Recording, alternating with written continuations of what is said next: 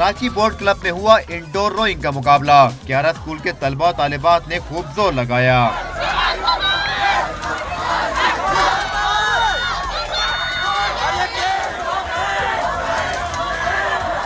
पानी में रोइंग के जोहर दिखाने से कबल तलबा ने इंडोर प्रैक्टिस की और एक दूसरे से बेहतर स्टेमिना और ताकत दिखाने के लिए पसीना बहाया।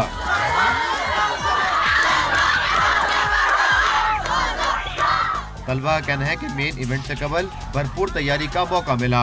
ये एक ऐसी स्पोर्ट है जिसमें आपकी इंड्योरेंस, स्टेमिना, पावर हर चीज़ काउंट करती है।